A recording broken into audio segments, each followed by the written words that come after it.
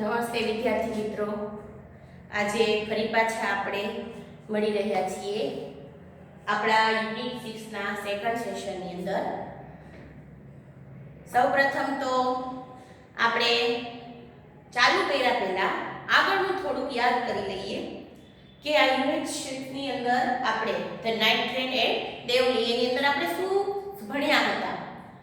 આપણને ખબર છે કે એમના જે લેખક છે પાઠના રસ્કિન બોન્ડ, આ રસ્કિન બોન્ડ છે એમને પોતાના જીવનનો જે દેવલી સ્ટેશન સાથે જોડાયેલો પ્રસંગ છે એનું આ પાઠની અંદર વર્ણન કરેલું છે. જેમાં આપણે જોયું કે લેખક 18 વર્ષના હતા, કોલેજમાં હતા અને એ ઉંમરે એ દરેક ઉનાળાનું વેકેશન છે એ એમના દાદીમાં જે દહેરાદૂન રહેતા હતા એમની ઘરે વેકેશન કરવા જતા. એક વખત એ દહેરાદૂન જતા હતા, રસ્તામાં જે ટ્રેન છે એ દેવલી સ્ટેશન ઉપર ઊભી રહી. ત્યાં એમની મુલાકાત એક બાસ્કેટ વેચવાવાળી છોકરી સાથે થઈ. એ છોકરી અને લેખક એકબીજા કંઈ બોલ્યા નહીં, પણ છોકરીએ એના લેખકના દિલ ઉપર એવી છાપ છોડી દીધી કે લેખક એને ભૂલી નહોતા શકતા. તો આ જે ઘટના છે એની શરૂઆત આપણે આગલા સેશનમાં ભણ્યા હતા. એની અંદર એટલું જોયું હતું કે છોકરીનો દેખાવ કેવો હતો એ આપણને કીધું. સ્ટેશન ઉપર જ્યારે ટ્રેન ઊભી રહે છે ત્યારે ત્યાં છોકરી આવે છે બારીએ, છોકરી આગળ જાય છે, પાછળ લેખક દરવાજા સુધી જાય છે, પછી ચાની દુકાન સુધી બંને સાથે જાય છે. લેખકની પાછળ પાછળ પેલી છોકરી જાય છે. લેખકને નહોતું લેવું છતાં પણ એક ટોપલી લેખક લઈ લે છે અને છેલ્લા શબ્દો લેખકે શું કીધું હતું કે ભાઈ મને એના હાથને સ્પર્શ કરવાની ઈચ્છા થઈ પણ મેં એવું કર્યું નહીં. અહીંયાથી આપણે અધૂરો છોડેલો પાઠ હવે આપણે આગળ વધારશું. તો ટેક્સ્ટ બુક લઈ લેજો. The guard blew his whistle.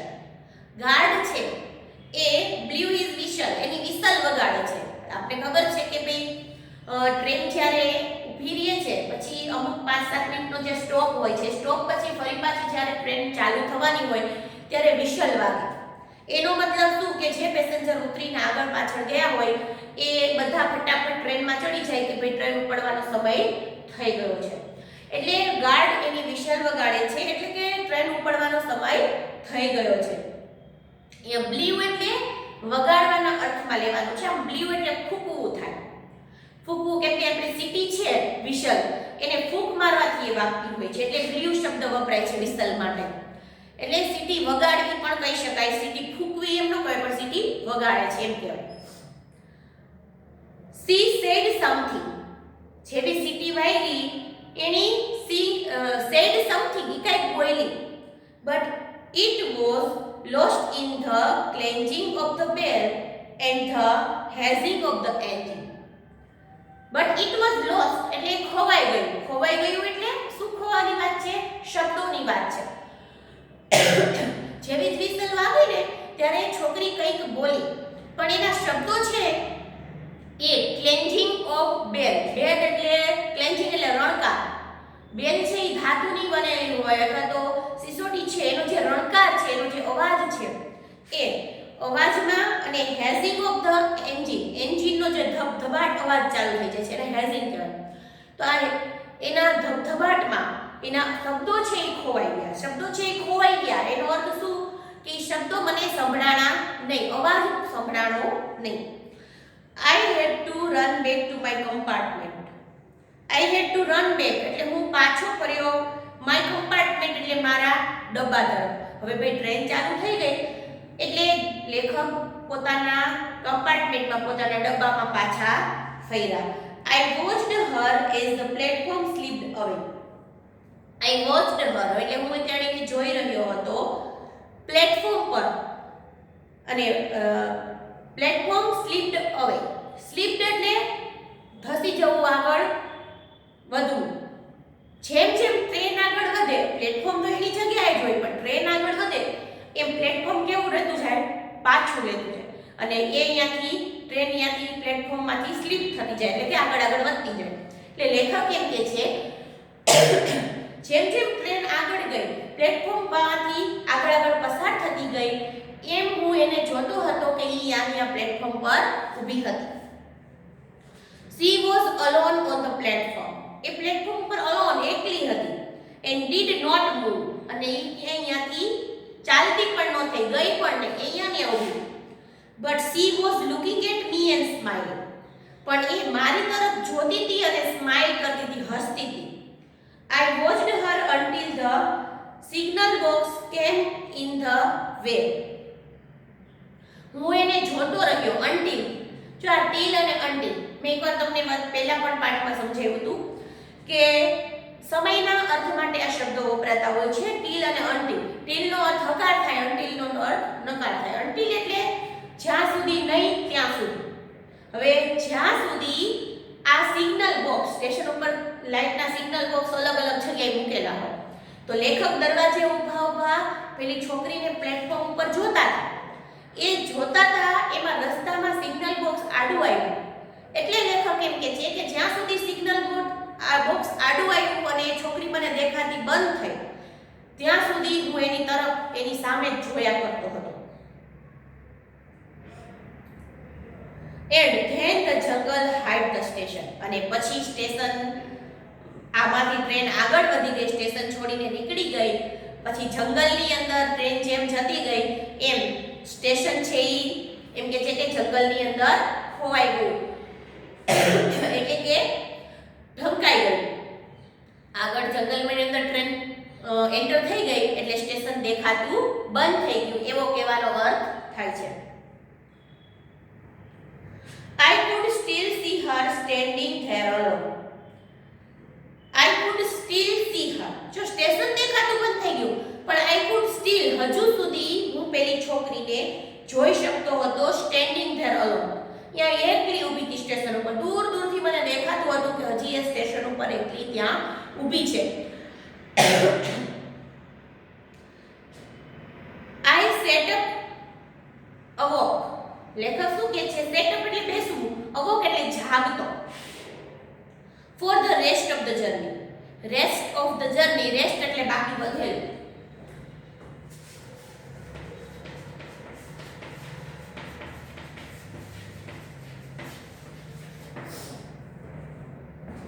બાકી વધેલી જે મુસાફરી હતી, એટલે કે દેવલીથી દહેરાદૂન જવાની હજી જેટલી મુસાફરી બાકી હતી, એ બાકી વધેલી મુસાફરીમાં હું જાગતો બેઠો રહ્યો.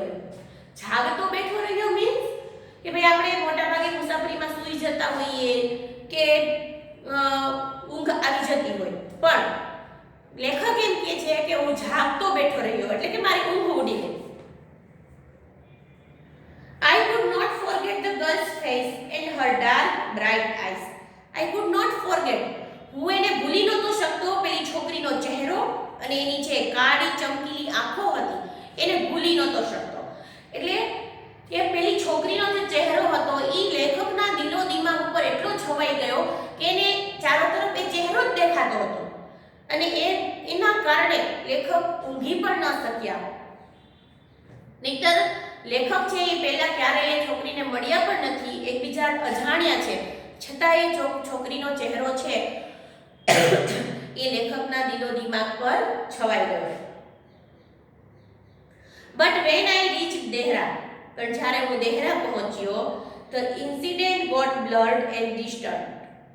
ત્યારે આ ઇન્સિડન્ટ છે, જે ઇન્સિડન્ટ એટલે ઘટના અથવા બનાવ.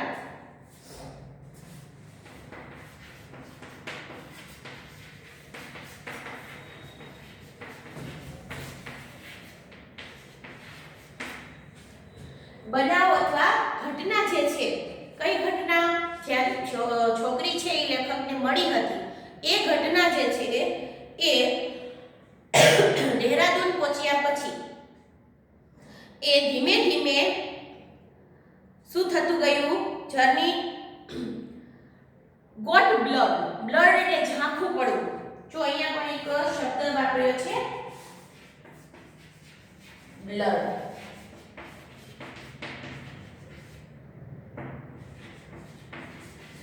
ઝાંખું પડવું. એ ઘટના છે એ ઝાંખી પડતી ગઈ અને ડિસ્ટન્સ એટલે દૂર થતી ગઈ. એ ડિસ્ટન્સ એટલે અંતરની વાત નથી. એટલે આ વાક્યનો અર્થ શું થાય છે? જો શું કહે છે કે જેવો જ હું દહેરાદૂન પહોંચ્યો એમ ધીમે ધીમે આ ઘટના છે એ ઝાંખી થતી ગઈ અને દૂર થતી ગઈ. એટલે કે બાકીની મુસાફરી દરમિયાન તો એના દિલો દિમાગ ઉપર પેલી છોકરીનો ચહેરો ઘૂમતો હતો, પણ જ્યારે દેહરા પહોંચ્યા, બીજી પ્રવૃત્તિમાં જોડાવા લાગ્યા, ત્યારે ધીમે ધીમે એ ઘટના છે એના માઇન્ડમાંથી નીકળતી ગઈ અને દૂર થતી ગઈ. એટલે કે લેખક એના વિશે પછી ભૂલી ગયા. કારણ કે જ્યારે કોઈ પણ બીજા પ્રવૃત્તિમાં આપણું ધ્યાન લાગી જાય ત્યારે આગલી પ્રવૃત્તિ છે એ અથવા તો આગલી ઘટનાઓ છે ધીમે ધીમે સમય જતાં ભૂલાતી જાય. એમ લેખક સાથે પણ આ નાની એવી એક ઘટના બની હતી પેલી છોકરીની મુલાકાતની. એ ઘટના ધીમે ધીમે દહેરાદૂન ગયા પછી એ ભૂલાતી ગઈ. For there were other things on my mind. જો લેખક કે છે શું કામ ભૂલાઈ ગઈ? For there were, કારણ કે ત્યાં દિમાગમાં other things બીજી વસ્તુઓ જ્યારે મારા માઇન્ડની અંદર આવતી ગઈ, એટલે દહેરાદૂન પહોંચ્યા પછી બીજી નવી જે ક્રિયાઓ થતી ગઈ એ માઇન્ડમાં આવવાના કારણે પેલી વસ્તુ માઇન્ડમાંથી નીકળી ગઈ, એટલે કે એ ભૂલાઈ ગઈ. It was only when I was making the return journey 2 months later. It was only when, અને માત્ર એ ત્યારે જ યાદ આવી ક્યારે I was making the return journey. Return journey પાછો હું કરતો તો 2 months later, 2 મહિના પછી. That I remembered the girl. ત્યારે મને પેલી એ છોકરી ફરીથી યાદ આવી.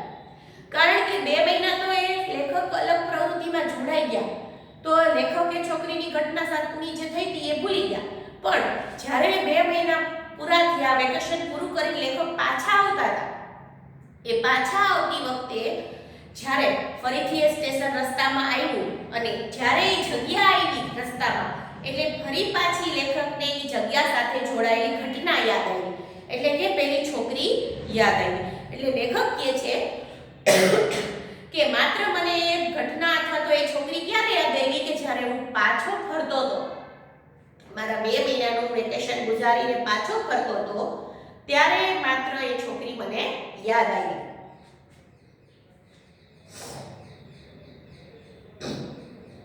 I was looking out for her as the train drew into the station.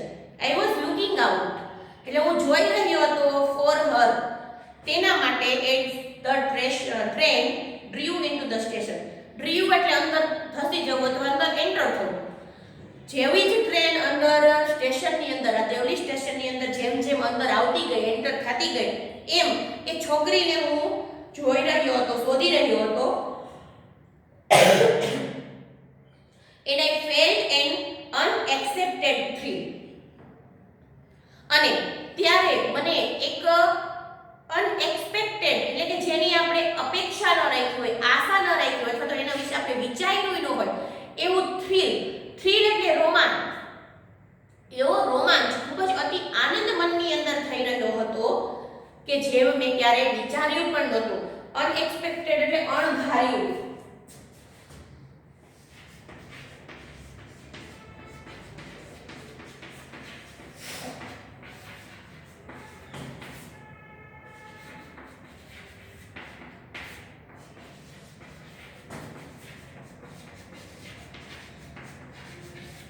અણધાર્યું અથવા વિચાર્યા વિના.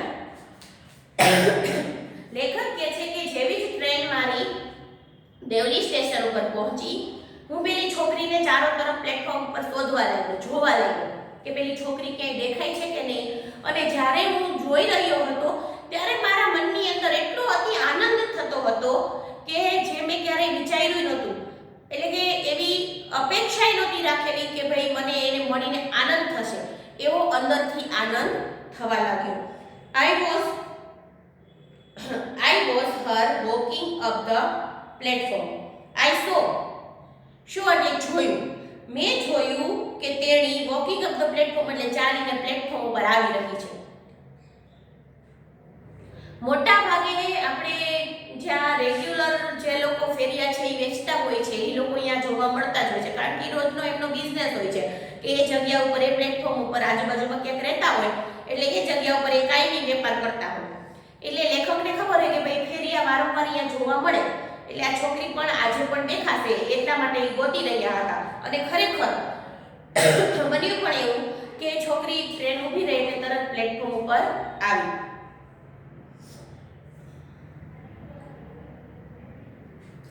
ran to the door and waved at her. I ran to the door એટલે દોડીને બારી જે સીટ હતી લેખક કે છે ત્યાંથી હું દોડીને પાછો મારા ડબ્બાના દરવાજે આવ્યો અને waved at her. waved નો અર્થ થાય હાથ હલાવવો. એની સામે મેં waved કર્યું એટલે કે હાથ હલાવ્યો. when she saw me જ્યારે તેણીએ મને જોયો she smiled એ હસવા લાગી. એટલે હાથ લેખકે ઊંચો કર્યો, પેલી છોકરીનું ધ્યાન ગયું એના તરફ એટલે તરત એ છોકરીએ તેના લેખક સામે હસી. she was pleased that I remember her. she was pleased એટલે આનંદિત થવું. એ આનંદમાં આવી ગઈ. શું કામ આનંદમાં આવી ગઈ? તો that I remember her. કારણ કે એને એવું લાગ્યું કે આ વ્યક્તિ છે, આ જે છોકરો છે એ મને ઓળખે છે, હજી ભૂલી નથી ગયો એમ, મને હજી હું એને યાદ છું એવું વિચારી અને એ આનંદમાં આવી ગઈ. I was pleased that she remembered me. અને લેખક કહે છે હું પણ આનંદમાં આવી ગયો. કેવી રીતે આનંદમાં? કારણ કે મને પણ એવું લાગ્યું કે એ છોકરી હજી મને ભૂલી નથી, હજી હું એને યાદ છું. એટલે બંને એકબીજાને હજુ યાદ છે એવું વિચારી અને બંને ખુશ થઈ ગયા, આનંદમાં આવી ગયા.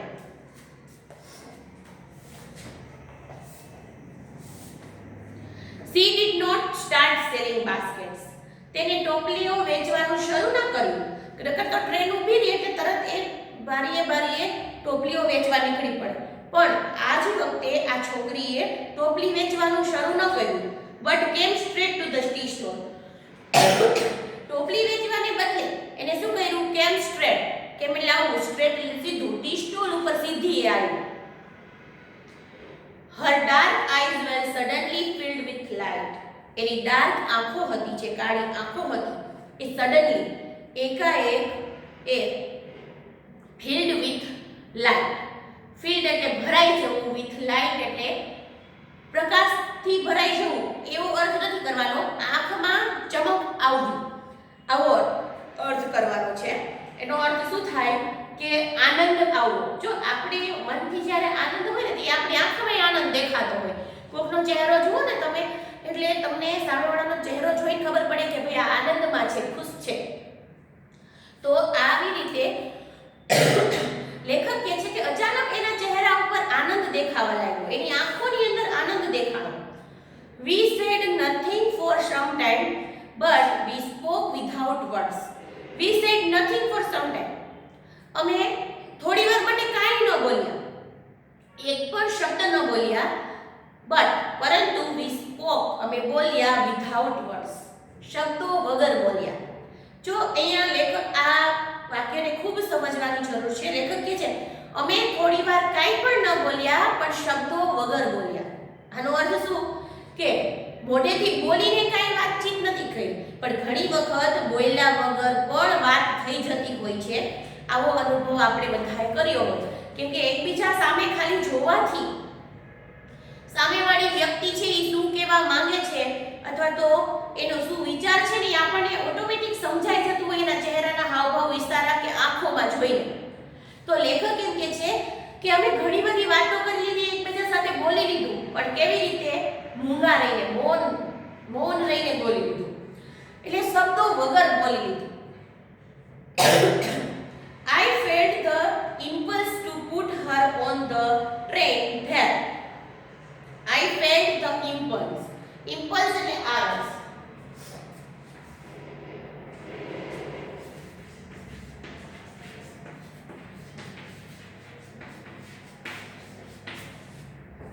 ઇમ્પલ્સ નો અર્થ થાય આવેશ. આવેશ એટલે શું?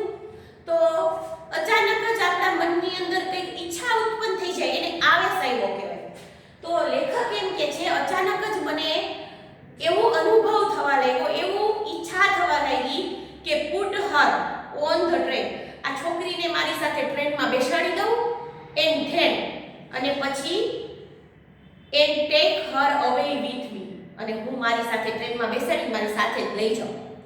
એટલે લેખકને એવું મનોમન અચાનક જ એવો આવેશ થવા લાગ્યો, એવી ફિલિંગ આવવા લાગી કે આ છોકરીને મારી સાથે ટ્રેનમાં બેસાડી દઉં અને મારી સાથે જ એને હું મારા ઘરે લઈ જાઉં.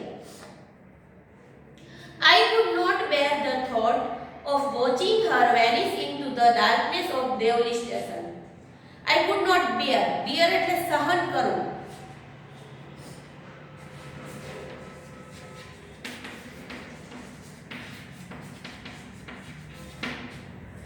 હું સહન પણ નતો કરી શકતો કે thought એટલે વિચારોને of watching her એને જોવાનો vanish into the darkness of Devli station. darkness એટલે અંધારું. દેવલી સ્ટેશનના અંધારામાં એ દેખાતી બંધ થઈ જાય એ વિચારને પણ હું સહન નહોતો કરી શકતો.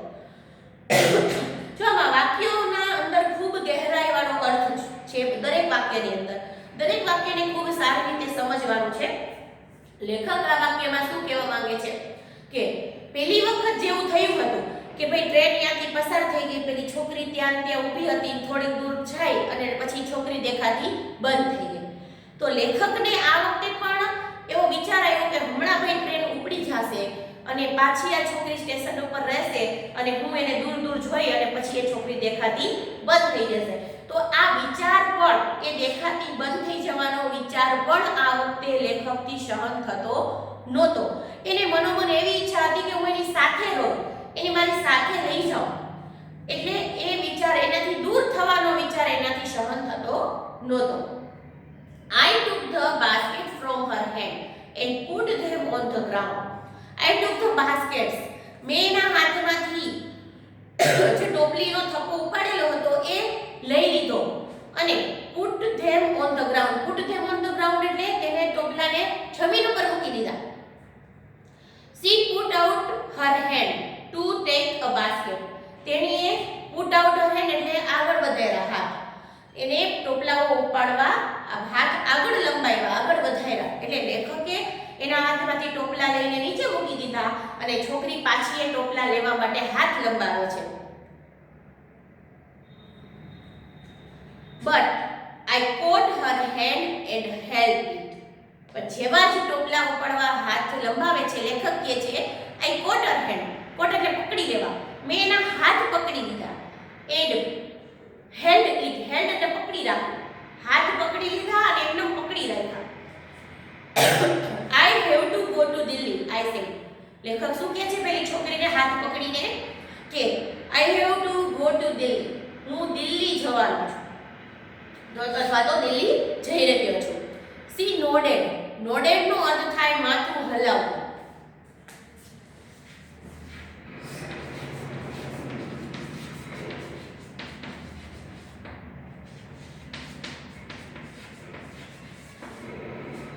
તેની માથું હલાવે છે એટલે કે એની વાતમાં બોલ્યા વગર આપણે માથું હલાવીને હા નામાં જેમ એક્સપ્રેશન આપતા હોય એવી રીતે એ પોતાનું માથું હલાવે છે.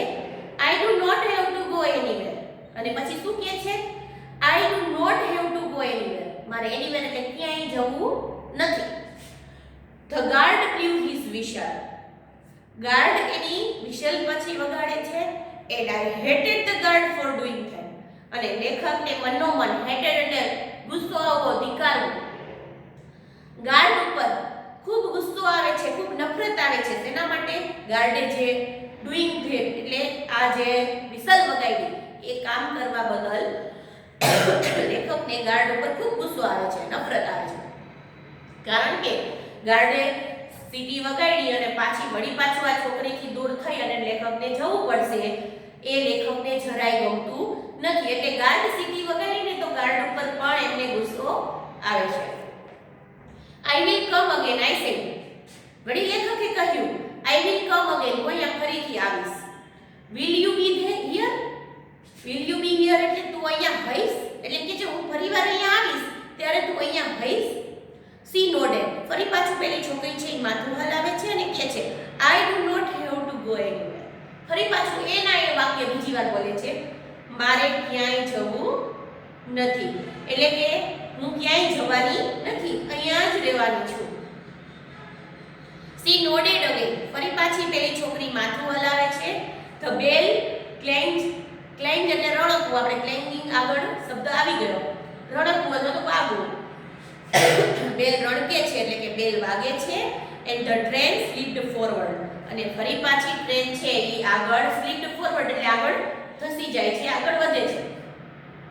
I had to pull my hand away from the girl. Pull એટલે ખેંચવું.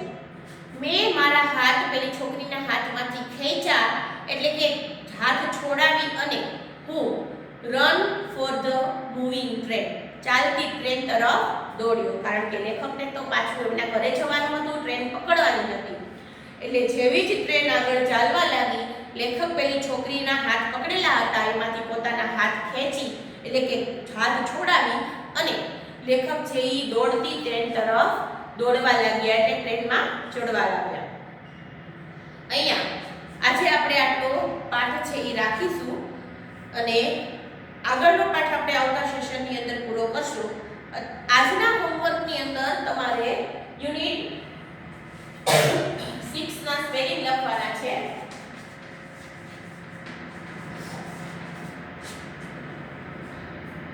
અને ફ્રેન્ડ બુકમાં નવો વિભાગ કે કંઈ નથી કરવાનું. 8મામાં જેમ તમારે સેમેસ્ટર આવતા હતા અને તમે અલગ બુક કે અલગ વિભાગ બનાવતા હતા, 9માની અંદર કોઈ પણ પ્રકારનું સેમેસ્ટર હોતું નથી, સળંગ જ અભ્યાસક્રમ હોય છે. વાર્ષિક પરીક્ષાની અંદર બધા જ પહેલેથી પાઠ પૂછાતા હોય છે. એટલે આપણે નવી બુક કે નવો વિભાગ કાંઈ પણ બનાવવાનું નથી. જ્યાંથી તમે 5મું યુનિટ પૂરું કર્યું છે, આગળના નવા પેજથી જ યુનિટ 6 શરૂ કરી અને યુનિટ 6 ના સ્પેલિંગ આજના હોમવર્કમાં લખી નાખવાના છે. બરાબર? હવે આગલું આપણે આવતા સેશનની અંદર કરશું. Thank you.